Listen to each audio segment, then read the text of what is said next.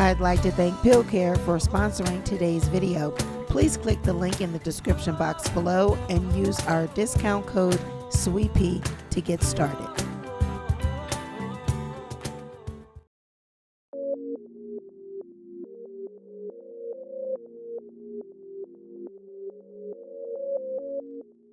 Russell Simmons' career has taken him from the streets of Queens to the heights of the music business and beyond. Starting out as a hip-hop producer, Simmons has gone on to build an empire that includes music recording and publishing, clothing, movies, as well as Broadway. It is true that Russell Simmons' name is synonymous with success, but with that success has come many controversies as well. From his strained relationships with ex-wife Kimora Lee Simmons and their 2 daughters to the many accusations of misconduct made by multiple women, it's fair to say that Russell Simmons' life and career has been very complicated.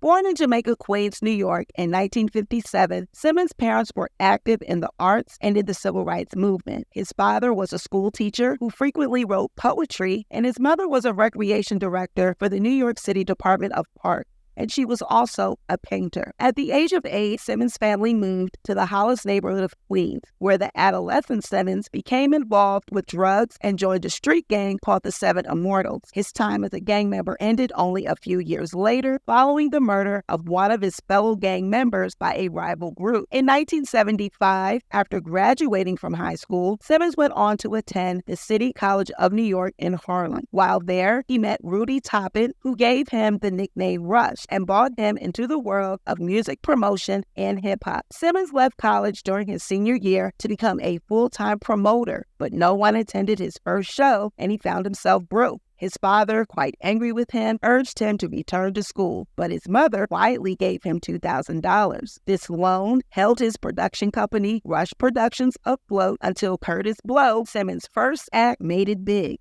First doing shows with hip-hop pioneer Grandmaster Flash, and later becoming the first rap artist to get signed to a record label. In 1983, after establishing Curtis Blow and riding the crest of the hip-hop revolution, Simmons, his younger brother Joey, and 2 friends, Daryl McDaniel and Jason Mizzle, formed what would become one of the most influential groups in rap history, Run DMC. Unlike many other groups at that time, Run DMC maintained an urban-looking sound, rather than trying to mold themselves to the image of rock and R&B stars. This image, combined with their lyrics and beat, helped them become the first rap act to appear on MTV. In 1984, Simmons met Rick Rubin, a student at New York University and a fan of punk rock music who was heavily influenced by the hip-hop scene. Together, they partnered to form Def Jam Productions and got the rock band Aerosmith into the studio with Run DMC to record a remix of Aerosmith's hit Walk This Way. CBS agreed to distribute albums produced by Def Jam in early 1985, and the next 4 years saw the rise of Simmons and the acts that he produced, including the Beastie Boys, LL Cool J, Public Enemy, and Slick Rick. They produced hit after hit, including You Gotta Fight for Your Right to Party, I Need a Beat, and Children's Story. With the albums getting constant radio play and Def Jam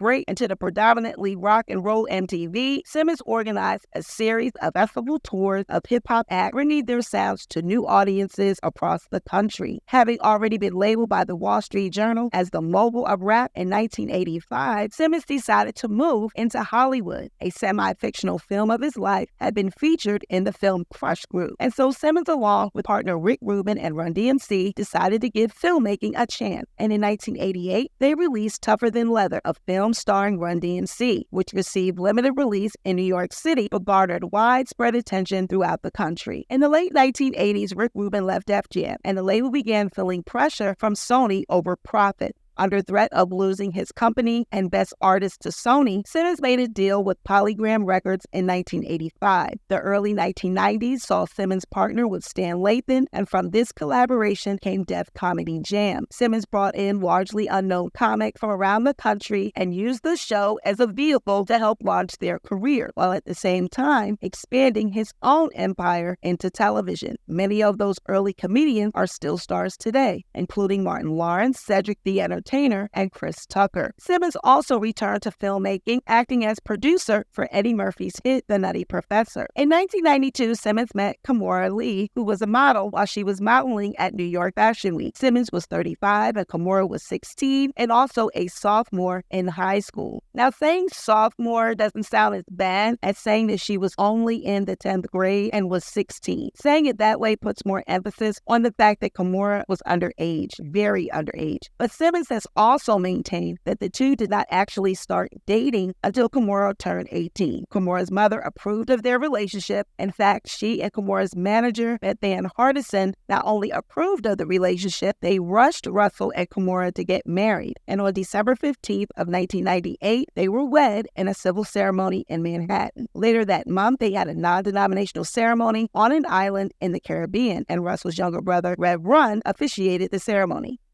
Now, a quick tea break.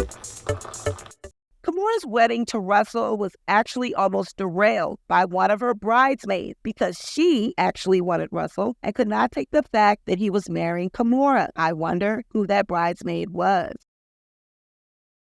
That same year, Simmons launched his own clothing and apparel line called Fat Barn. Later, his wife Kimora expanded on that line with the creation of the women's line Baby Fat. As part of this enterprise, he has also launched a financial enterprise with the Rush Card and the Baby Fat prepaid debit card. On January 21st, 2000, Ming Lee Simmons was born. Tyra Banks, who was a bridesmaid at Russell and Kimora's wedding, was named as Ming's godmother. Currently, Ming is 23 and is a graduate of NYU. She is currently working as a model. Then on August 16th of 2002, Aoki Lee Simmons was born. At the age of 16, Aoki was accepted into the Ivy League School of Harvard and graduated in May of 2023. She is 21 years old. Continuing to enter into new arenas, Russell Simmons launched Def Poetry Jam, a poetry slam series on HBO, as well as Def Poetry on Broadway, which won a 2003 Tony Award for special theatrical events. He has also entered the world of politics, forming the Hip Hop Summit Action Network, which works to promote social and economic justice among today's youth. Simmons is also active in the arts community through the Rush Philanthropic Arts Foundation, which he founded with his brothers Danny and Joseph, as well as getting into the beverage industry with the Russell Simmons Beverage Company and its DEFCON 3 energy drink. In 2004, Simmons sold his clothing company Fat Farm and Baby Fat to the Kelwood Company for $140 million. That same year, Simmons formed Russell Simmons Music Group, which is a record label founded as a joint venture with Universal Music's Island Def Jam Music Group. So we definitely see that Russell Simmons is a successful entrepreneur who paved the way for many, and he is a man that many other men have looked up to for entrepreneur advice. He is literally the blueprint of what it means to be a successful record label executive, a businessman, and a community activist. But Kimora Lee Simmons, she is a powerhouse as well. She is a designer, a former fashion model, and businesswoman. Now, she was born on May 4th, 1975 in St. Louis, Missouri. Her mother is of Japanese and Korean descent, but was adopted by an American family during the Korean War, so she grew up in America. Her father is of African American descent who worked in a number of jobs, such as an Equal Employment Opportunity Commission investigator, a bail bondsman, a federal marshal, as well as a barber. Now, he was sentenced to jail time for being a drug dealer later in life, and her parents separated, and then Kimora was raised by her mother. Kimora grew up in the suburbs of St. Louis and went through a difficult time at school because the other kids teased her for being so tall and due to her mixed heritage as well. Now, by the age of 11, she was already 5 feet 10 inches tall, and at the age of 12, her mother then enrolled her in a modeling class to give her more confidence. At the age of 13, she was then discovered by an agent from Paris agency Glamour when she participated in a model search organized in Kansas City. At the age of 14, she signed an exclusive contract with Karl Lagerfeld, who was a designer for Chanel. She was the show closer for his haute couture line in 1989. Soon, Kimora was getting a lot of attention in the fashion industry. She also received modeling contracts from Valentino and Yves Saint Laurent. She mentioned in a few interviews how her height, which was earlier considered gangly and awkward by all of her classmates, was now an advantage for her. She was featured on the covers of Harper's Bazaar magazine in Germany, Indonesia, Singapore, and Malaysia. During her marriage to Russell Simmons, Kimora served as the CEO of Fat Fashions as well as creative director of Baby Fat. In 2007, she launched a high-end sportswear line called KLF, but she was removed from that post in 2010 for allegedly going over budget on her projects and for paying herself a very high salary. Since then, she has designed an affordable clothing line for Macy's department store and served as the creative director and president of a shopping website called Just Fab. Kimora Lee Simmons has also appeared in television shows and movies such as Beauty Shop, America's Next Top Model, Cycle One, Brown Sugar, and Waist Deep. She has also been featured in rap music videos and had her own reality show called Kimora Life in the Fab Lane. She has written a self-help book and launched several lines of perfumes. In 2006, Russell and Kimora announced that they were splitting up, saying that they had already been separated for some time, but that they would continue to remain committed parents and caring friends with great love and admiration for each other. Kimora officially filed for divorce in March of 2008, citing irreconcilable differences. The divorce was finalized in January of 2009. Then in 2007, Kimora began dating actor Digimon Hansu, and in January of 2009, she revealed that she was pregnant with Hansu's child. Russell Simmons was supportive of the relationship and said that Hansu was a wonderful guy and that he wanted Kimora to be happy no matter what. But Kimora and Hansu split in 2012. In February of 2014, rumors began circulating that Kimora was dating rapper Birdman after he described her on Instagram as being the love of his life. Now, Russell wasn't having that, and he quickly shut those rumors down, revealing that his ex-wife was now married to investment banker Tim Leissner. He posted on Twitter, "All of us love @officialKimora, but the fact is she is happily married. Tim is and has been family for a while now." Russell Simmons has been a vegan since 1999 and describes himself as a Christian yogi with a love and respect for all religions. He practices Jivamukti yoga, which encourages vegetarianism and social and environmental activism. He is also a practitioner of transcendental meditation and a supporter of the David Lynch Foundation for Consciousness-Based Education and World Peace, which was established to ensure that any child in America who wants to learn and practice transcendental meditation can do so. He said that he went vegan after watching the film Diet for a New America in the 1990s, and he is a supporter of Farm Sanctuary, which is an organization working to end cruelty to farm animals. PETA awarded Russell Simmons the 2001 PETA Humanitarian Award and the 2011 Person of the Year Award. In May of 2009, Simmons was appointed Goodwill Ambassador for the UN Slavery Memorial at the United Nations to honor the victims of slavery and the transatlantic slave trade. In August of 2013, Russell Simmons launched the Harriet Tubman sex tape parody. It was a video on his YouTube channel, which is called All Deaf Digital. Now, this led to public outrage, with many demanding an apology. This video featured an actress portraying Harriet Tubman having sex with her slave owner with the intent of filming the act and then blackmailing the slave owner to convince him to work on the Underground Railroad. Many celebrities, including filmmaker Spike Lee, were offended by the comedy sketch. Rolling Stone then published Russell Simmons' apology for this parody, in which he said, "I'm a very liberal person with thick skin. My first impression of the Harriet Tubman piece was that it was about what one of the actors said in the video, that 162 years later, there's still tremendous injustice. And with Harriet Tubman outwitting the slave master, I thought it was politically correct. Silly me. I can now understand why so many people are upset. I would never condone violence against women in any form, and for all those I offended, I am sincerely sorry." In November of 2017, model Carrie Clausen Kaligi accused Russell Simmons of raping her in 1991. When she was only 17. The model said that Simmons was showing her a music video at his apartment when he began taking off her clothes. He then forced her to perform oral sex and then raped her while director Brett Ratner watched.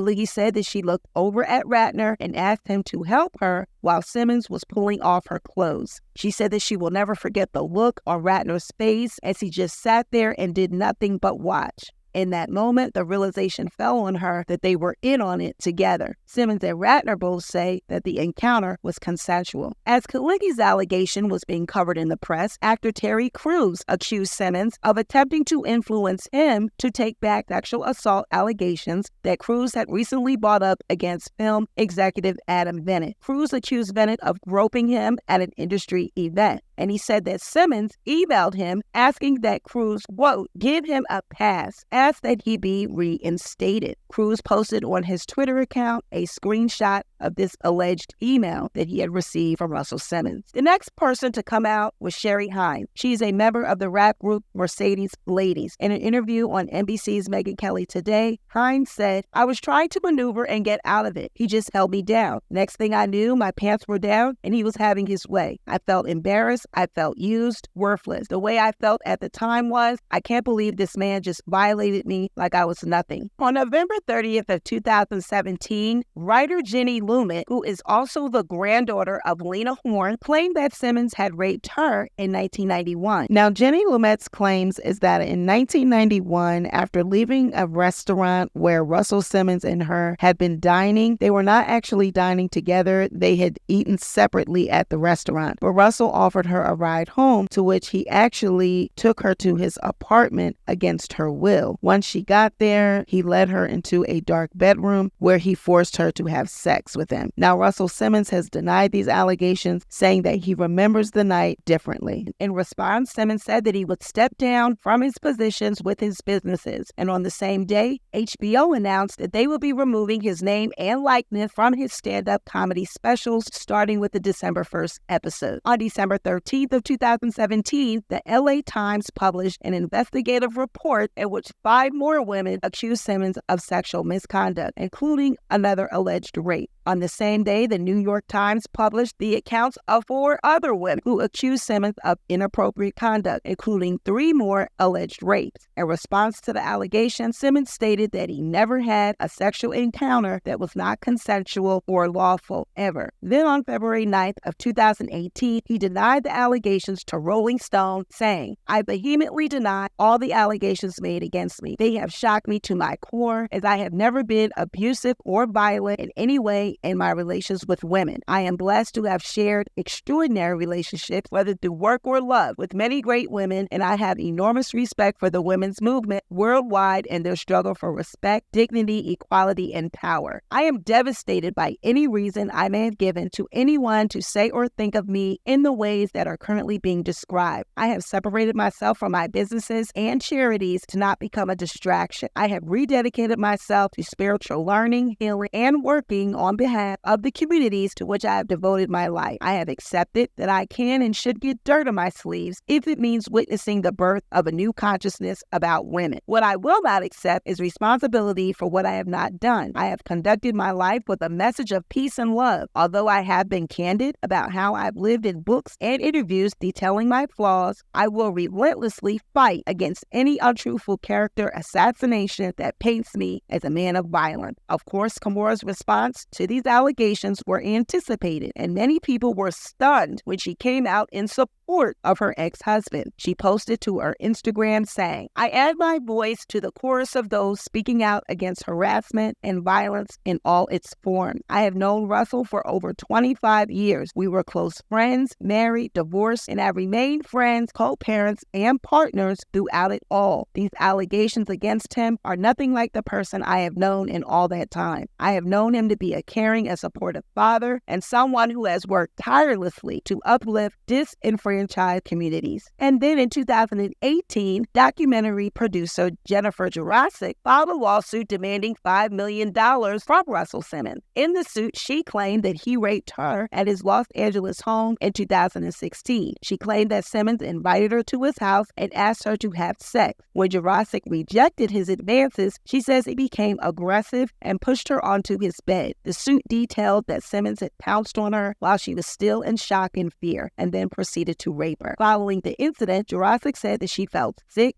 sore, lame, disabled, and disordered, both internally and externally, and suffered from extreme emotional distress. Simmons denied the allegations, saying that he and Jurasik were actually in a consensual relationship for over 10 years, and that after hearing that women were able to recover money for real abuse by sexual predators, Miss Jurasik decided to see if she could extract large amounts of money. On April 25th of 2018, Jennifer Jurasik dropped her lawsuit. The suit was dismissed with prejudice, meaning that she cannot refile allegations in court. Now, among the women that have accused Russell Simmons of abusing them, some of them being only age 17 at the time, include actor and comedian Amanda Seales. So y'all have descended into my mentions asking, what are my thoughts on Russell Simmons?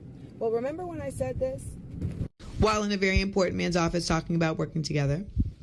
Have we ever fucked? No. Oh, right, because I would remember that, right? So that very important person's office I was in who said that to me? That was Russell Simmons. So that's my thoughts on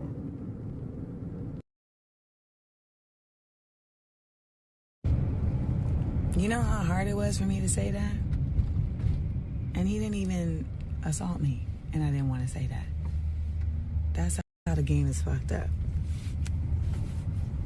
That's how the game is fucked up. On January 25th of 2020, a documentary film about the sexual assault allegations called On the Record premiered at the Sundance Film Festival. It was also released on HBO Max on May 27th of 2020. And initially, Oprah Winfrey was the executive producer. But after having researched Drew Dixon's allegations against Russell Simmons further, Oprah withdrew from the project after citing that there were inconsistencies with Drew's story that gave her pause. However, Oprah has also said that she believes the women who have accused Russell Simmons of sexual assault. Now, that confuses me. How can you believe the women, but then there are allegations that gave you pause? Drop in the comments and let me know your thoughts on that. So let's take a closer look at Drew Dixon's claims. Drew Dixon was a top executive at Def Jam. She started out at the company when she was very young, working as an A&R. She was a hardworking member at the forefront of the label in the early 90s. She arranged tracks from Aretha Franklin's A Rose Is Still a Rose and Mary J. Blige's and Method Man's hit You're All I Need. Now, the success of these tracks, that's what skyrocketed Drew's career and earned her a lot of attention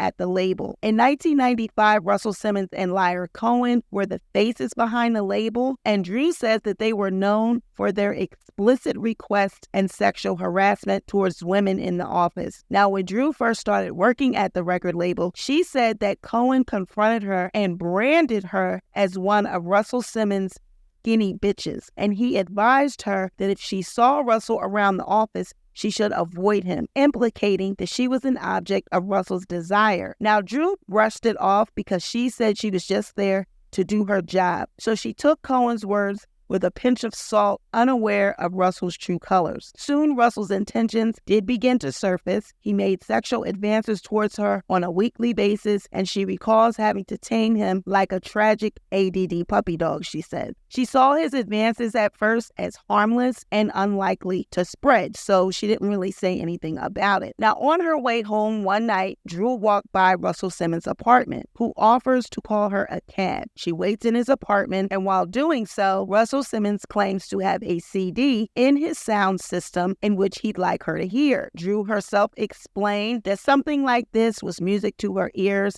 because she was so business-oriented that she literally loved listening to new music. But as she attempts to find the track in Simmons' bedroom, things take a turn for the worse. Dixon remembers feeling reduced to nothing. She showered in her clothes that night after he had assaulted her. Now, she says that she left Def Jam after that and went to another label and experienced sexual advances being made towards her at that label as well by another popular record executive. Now, after going through the same thing at that record label, she decided to walk away from her dreams of pursuing music in an attempt to close the door on these assaults that she had experienced. Now, it was only after seeing Jenny Lumet's claims of sexual assault at the hands of Russell Simmons played a part in Drew breaking her silence after 22 years. Now, I wonder what part of Drew Dixon's story gave Oprah pause. Now, I would also like to mention that Lyra Cohen is now the global head of music for YouTube and Google. Could that have something to do with Oprah changing her mind? In May of 2021, Vanity Fair reported that Russell was taking Kimora and her husband to court, accusing them of fraud. Simmons claimed that Kimora and her husband conspired to fraudulently transfer nearly $4 million of his shares of the energy drink company Celsius to their accounts in order to pay for licensors' $4 million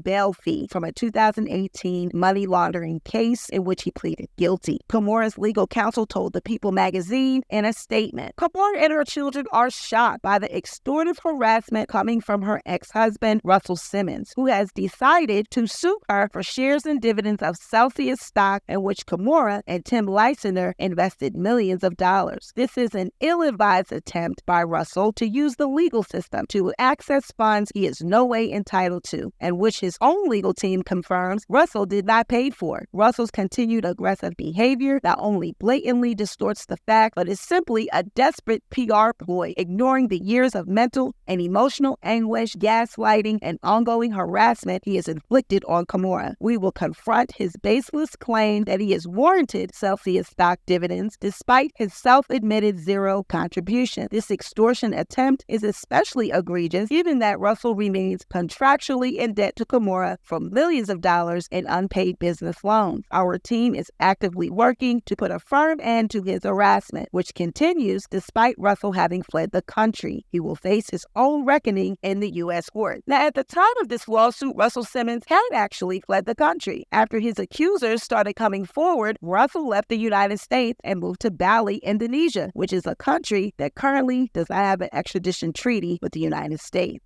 Now, Kimora then filed a countersuit against Russell, and in November of 2022, he was ordered to pay her over $100,000 to cover her legal fees after a judge in Los Angeles Superior Court ruled in her favor. Now, the Simmons family drama took social media for a whirlwind on Father's Day of 2023 in a series of explosive messages. It was Father's Day, and Ming posted a tribute to Kimora instead of her father. She shared a throwback photo of her mother and her on a stage at a fashion show, and this set Russell off. He shared on his Instagram story, "Stop telling fathers they should have fought harder to see their children, and start asking mothers why he had to fight at all," followed by a repost saying, "The father you have is the perfect father for the evolution of your soul and the lessons that you needed to learn in this lifetime." Kimora responded on an Instagram Live and talked about the threats that Russell had made toward their daughters. In the video, Kimora got emotional as she stated that she and her girls have suffered abuse by Simmons for years.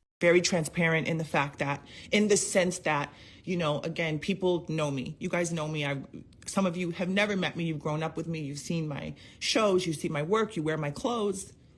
Others of you know me very well. You know me personally. You know my kids. You know my exes. You know the dads.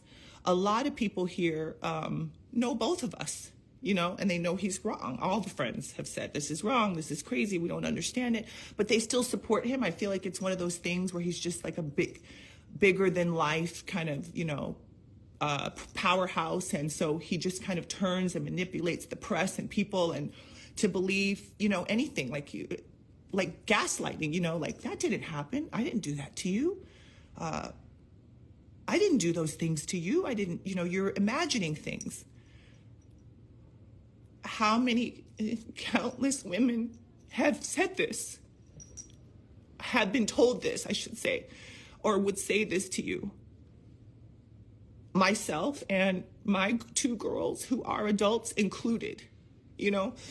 You guys didn't just start to see my kids. We didn't just go through a divorce. We went through this divorce, I don't know, 20 years ago. 20 some odd years ago. So this is not a situation, again, you can get receipts, you can go see where they say like, oh, kids been brainwashed, but we've been fine up until these past several years.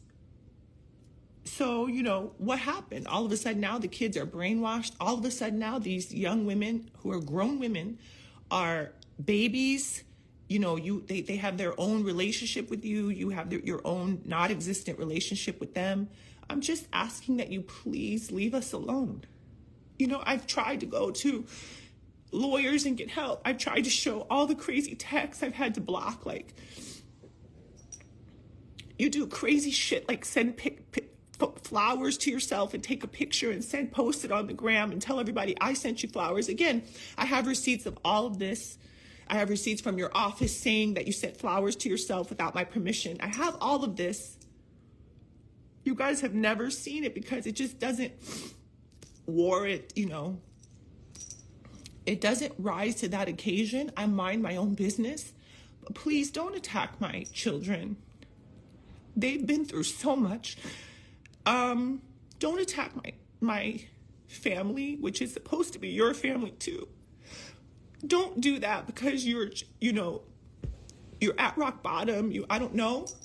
Hypothetically, you're at rock bottom. You've hit the bottom. I don't know. You're grasping at straws. I don't know if this is a money grab. I don't really know what this is.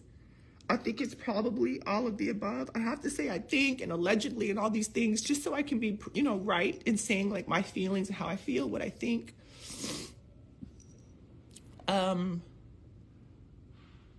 But I met this person when I was in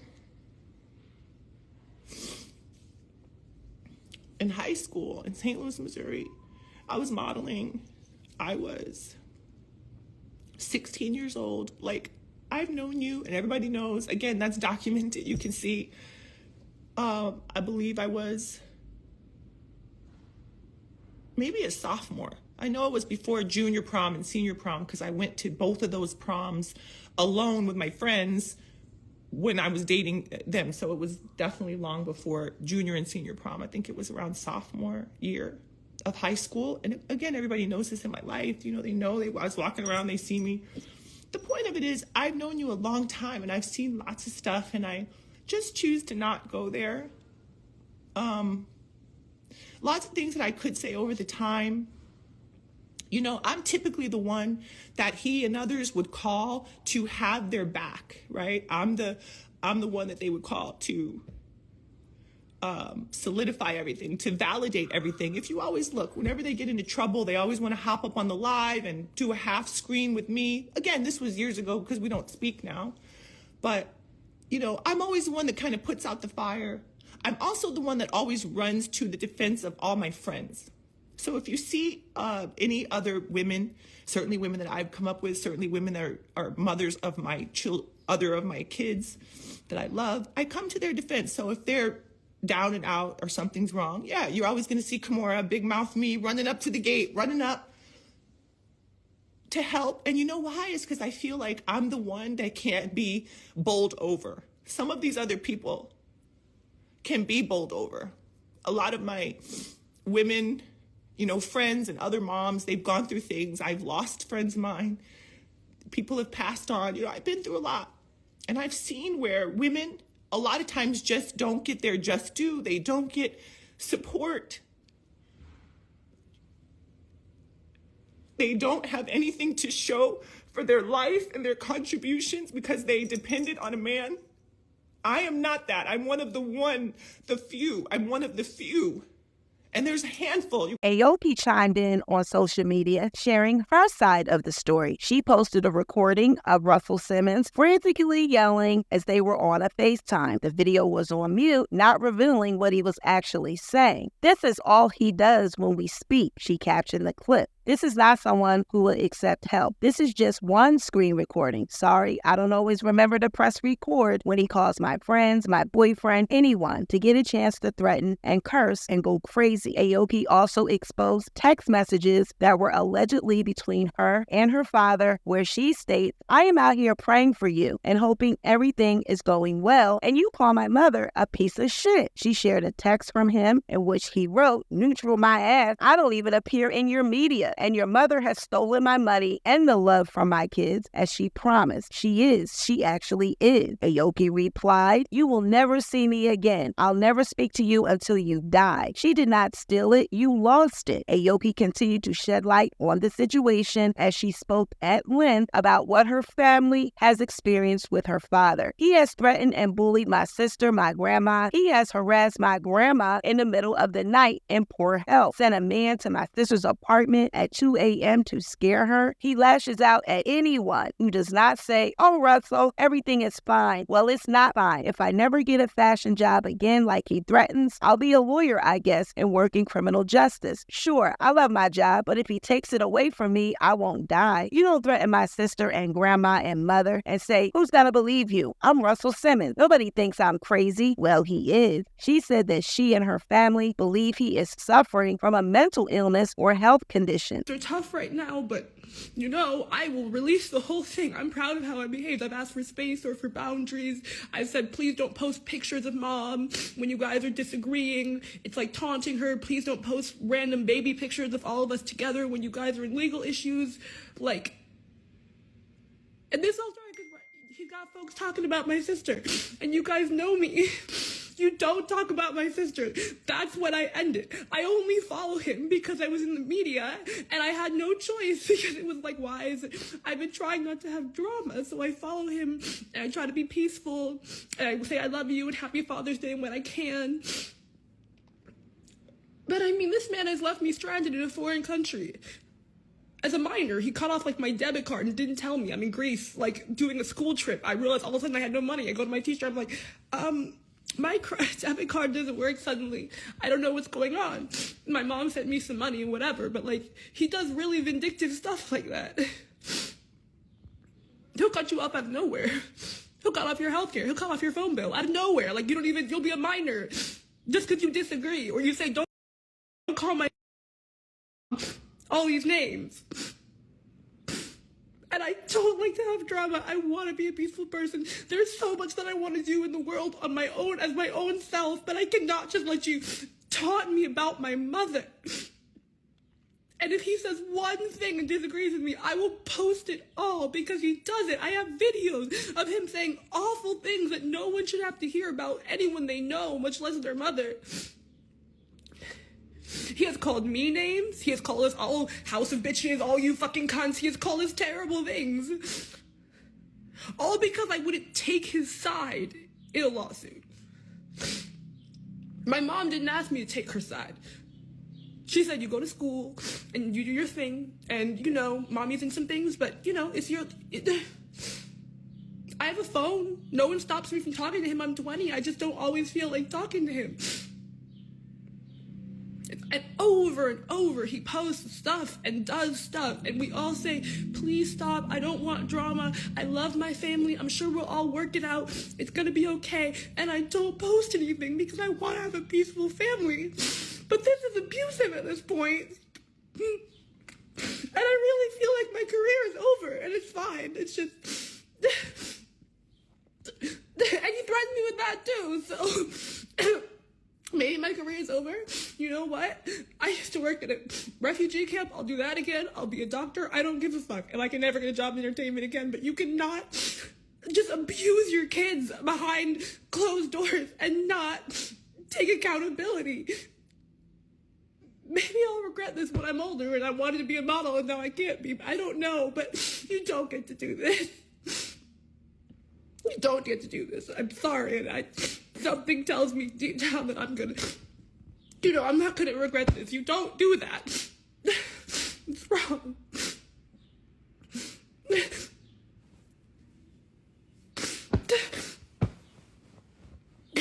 And literally, I have not been able to say anything because I've just moved out recently. And you know, a lot of people when I'm working and modeling, I'm so grateful. They'll say to me, oh, I met your dad 10 years ago. He's so wonderful. And I'm working, so I'm just like, yeah, I mean, there's great parts to him. And we used to be very close because that's how I make money to move out. He won't give me any money, which is fine. You don't have to give me money. I'm 20. I'm over 18. I don't know. But then I can't also speak out against him without him messing up my job.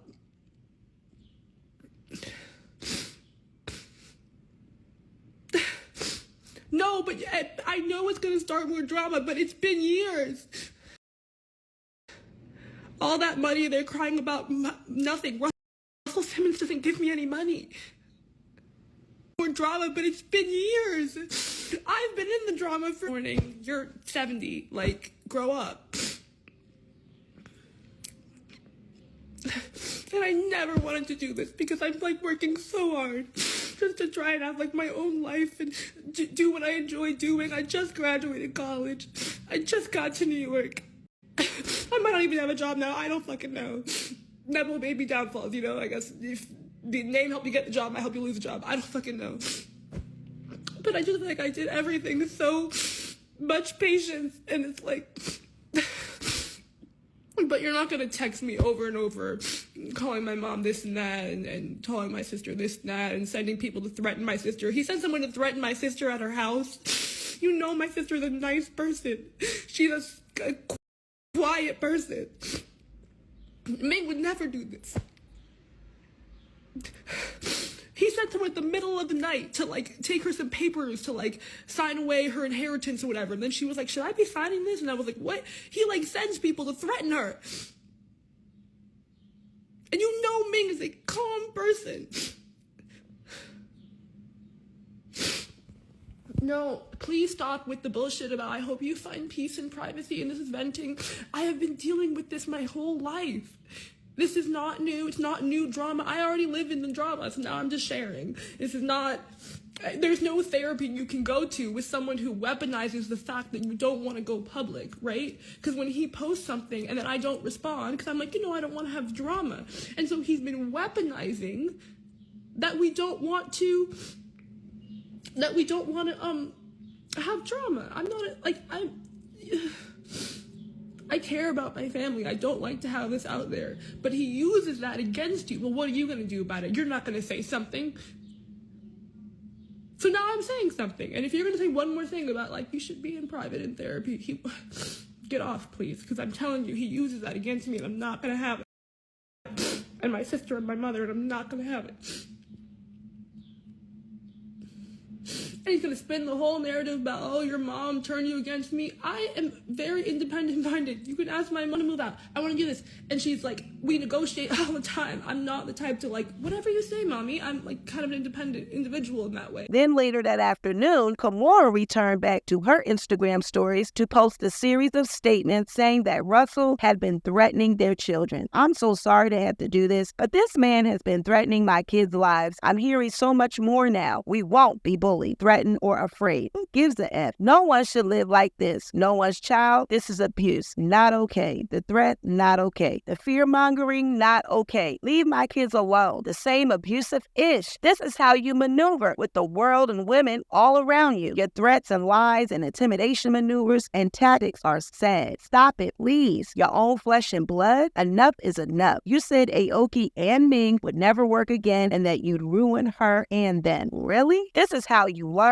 If people don't mess with you, then they don't mess with you. No love lost. For those of you who know and send your love and support, thank you. We love you. Now, later on in the day, Russell actually apologized to his children. He posted, God is testing you a little bit. It's okay. Be strong. They are called growing pains. As you know, we grow through adversity and struggle. He suggested that his kids just let it go and be at ease while advising them that God is driving and still working on them. He further posted, deeply sorry for being frustrated and yelling, but know this, there are no conditions. For sure, I love you guys more than I love myself. Neither of his children have actually even acknowledged this apology. So naturally, there were some people that did not sympathize with Kimora or her girls and wanted to remind Twitter of Kimora's problematic past. They brought up the time when Kimora encouraged the Kardashians to publicly harass Jordyn Woods over the Tristan Thompson scandal that occurred back in 2019. A Twitter user posted, so you mean to tell me Kimora Lee Simmons and her daughters were being privately harassed by Russell Simmons, yet she co-signed and encouraged the Kardashians' public harassment of Jordyn Woods. Wild. And they also brought up the fact that Kimora had defended Russell when the rape allegations came out about him. A post read, then why did Kimora defend Russell Simmons from rape allegations by other women? If this is sincerely about abuse, why ignore her being an abuse apologist? As a multiracial Asian woman, Kimora Lee Simmons is being given support, empathy, and protection Black women rarely get. Now, recently, rap mogul Diddy was accused by longtime ex-girlfriend Cassie of sexual assault as well as rape and sex trafficking. She revealed in a lawsuit filed that throughout their entire relationship, she was subjected to Diddy's perverse lifestyle that was fueled by copious amounts of drugs and alcohol. She alleged that Diddy severely abused her and that there were plenty of staff, security, and people around them that witnessed this abuse. In an old interview that surfaced with Kimora from 2004, she recalled an alleged incident with Diddy where there was a nasty outburst between the two of them. Kimora had said something to Diddy, to which he responded by threatening to hit Kimora. "And I was pregnant," she said, the moron. Now, after this outburst, Diddy reportedly got on his knees and publicly apologized. She further went on to say, "I respect him for being a fierce entrepreneur, and I appreciate knowing that everything he does is emulating my husband." Whoop, child, the shade, not emulating my husband. So quite naturally, when Cassie came out with her allegations against Diddy, it was no surprise when Kimora posted to her Instagram story, "As you sow, so shall you reap." Now, as we all know, the internet can never be defeated, and people speculated that Kimora's post was about Diddy. They even brought out the past connection between Kimora and Diddy, as they both have a common link, and that is Kim Porter. Kim and Kimora had been best friends, and when Kim died, Kimora was devastated. She was also the first person to be informed about Kim's death, her death being ruled as complications from pneumonia. But many to this day seem to think that Kim did not pass away from pneumonia, and there was a possibility that Diddy had something to do with it. On the day of Kim's funeral, Kimora posted a heartwarming post to her Instagram, showing her intimate moments that she had with Kim and her family, saying, "At your homegoing celebration today, it became all too real that you are not coming back. I cannot stop crying, but I will be strong for you. Gone way too soon. What the F? I am in shock. To my beautiful friend and sister, I love you. This is unbelievable. When I first heard the news, I was angry that someone would play such a stupid-ass joke. They said you were in your room sleeping. Aoki and I rushed to your house to tell you to come up and get your ass outside. As soon as I arrived, I realized you would not come. Every room I walk into now, I think, okay, I will just go and get Kim, but I see that I cannot. This is all too close and too sad. Your light was a beaming beacon for so many. You are a whole mood. You are a girl's girl, which is why we've stayed close always. We are alike in so many ways. We share clothes, food, attitudes, friends, enemies, the greatest happinesses, and the worst sadnesses. We've been married, given birth, raised families, gotten divorced, experienced death, and everything in between together. You are a great mama. Between us, we have 8 kids who are all cousins. We are and will always be a family. I will look after yours, and you will look after and guide us all. What a beautiful, loving, sassy soul to have lost. We love you forever. May God bless your journey. We will never stop crying for you. Hashtags Kim Porter, forever my lady, rest in peace, and Black excellence. So quite naturally, when Kimora posted the Instagram post, seemingly pleased with the news that Cassie had filed a lawsuit against Diddy, the internet went wild. Sometimes all you need is one to activate the snowball effect. It's crazy how they all talking now, but if Cassie didn't speak, everyone would still be silent. That's Kim's best friend. If she says something, Diddy is in for it. Then on December 2nd of 2023, Kimora posted to social media revealing that there had been a fire at her home. And to no surprise, people were quick to point the finger at Diddy, speculating that Kimora has an arsenal of information on his private life and he wants to keep her quiet. Kimora posted a photo of the firefighters at her home with the caption, "My house caught fire. The kids and I are all fine. I cannot express enough my deepest gratitude to the numerous battalions, ladders, and units that attended to us for many hours and quite possibly saved our lives. Thank you." Now the comments immediately started pouring in. That Diddy man is so damn unstoppable. He done had Kimora Lee house set up on fire. Cause on a random Saturday night, why would that happen? Let's be for real. That man's something serious. Kimora's house catching a fire, Diddy name written all over that with a Sharpie. Kimora Lee's house caught fire.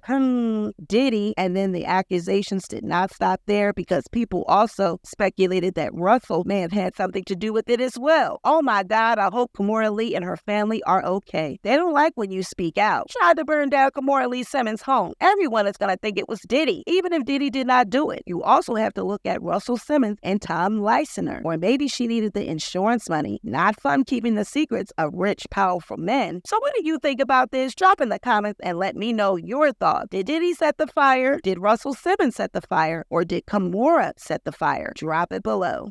So what we can clearly see in this video is that the culture in Hollywood and the entertainment industry permits men to engage in relationships with underage girls. Just looking at the lives and careers of Diddy and Russell Simmons and the allegations that have come out against them, you cannot help but point out the similarities. Their money, the power, the fame, the amount of control that they had was enormous. How dare anyone tell them no? Even when speaking on the allegations made against him, Russell Simmons has downplayed the severity of what he has been accused of. In an interview with Graham Messenger that aired in November of 2023, he said that he never raped or assaulted anyone. Every encounter that he had was consensual. Could he have been insensitive? Yes. Could he have been rude or vulgar? Yes, maybe he was, but he was not violent. He was never violent. He went on to say that he had relations with thousands of women. He had many foursomes as well, and could some of those women have recalled events that happened over 40 years ago in a different way from him? Yes, they probably could have. He insinuated that they could have actually just been ashamed of having the foursome afterward, and maybe that's why they're now saying that they were assaulted, but that didn't make it true. Never once during the interview did he acknowledge any pain or hurt that he may have caused any of the accusers. He did make it a point, though, to mention his charities, his yoga, and his spirituality. He also said if any of these allegations were true, then why hasn't he been sued? Well, Russell Simmons has been sued by two of the accusers, but both of the lawsuits were dismissed because the statute of limitations have passed. Now, Russell said it was part of the culture back then to sleep with as many women as you could. Everything was very ego-driven, and it seems that power, control, and being able to do as you please with underage girls was also acceptable. Look at Kimora. She was 16 years old when she met Russell. All of the adults around her encouraged the relationship because Russell was rich and powerful. A rich and powerful man, doesn't he deserve a young, pretty model on his arm? Kimora's mother was like many other parents who have kids that are in the industry. She wanted the money, the prestige that comes with having a child who is successful.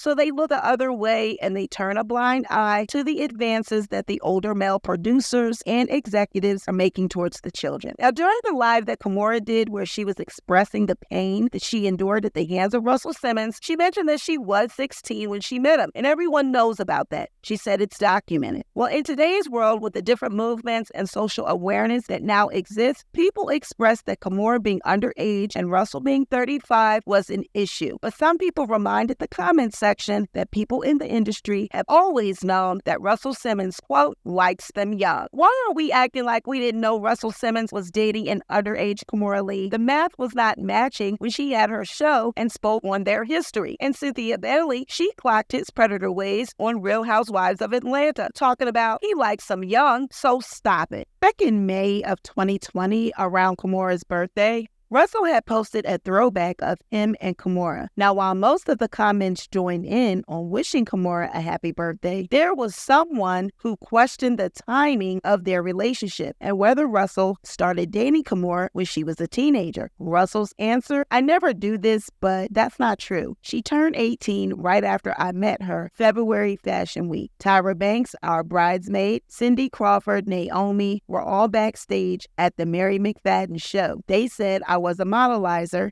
and that I wasn't going to stick around. I think that maybe that may have inspired her, the challenge. We got to know each other by May. We were dating. She was legal at 17, but she turned 18 that May. Her mother and her manager, Beth Ann Hardison, approved, supported, and rushed us. We really didn't need a push. And the love affair began. People like to talk every so often. I lose my cool and talk back. So take this advice. Be happy and share happiness. Try to think uplifting thoughts and keep learning to practice love. That's our goal. Oh, and celebrate the queen at Kimora Lee Simmons. Now, in all fairness, Russell and Kimora married 6 years later after they initially met and started dating. And at that time, Russell was 41 and Kimora was 23. But that is still a considerable age gap. So I noticed the difference in explanations between the two of them. Russell says she was 17 and then turned 18 when they officially started dating. But Kimora specifically said in her live that she was 16 years old and it was around junior prom somewhat around that time. She was a sophomore. And correct me if I'm wrong, but I always thought a sophomore was between the ages of 15 and 16. So let me know in the comments what you think about this. What is the industry's obsession with young girls? Do you think that celebrities get special treatment when it comes to men engaging in intimate relationships with minors? Drop in the comments below and let me know your thoughts. Well, guys, that is it for this video. That is all. As always, I am interested in hearing from you. So drop down in the comments and let me know your thoughts. As always, be sure to like this video, share this video, but most importantly, be sure to subscribe to the channel, and I will catch you on the next video. Bye, guys.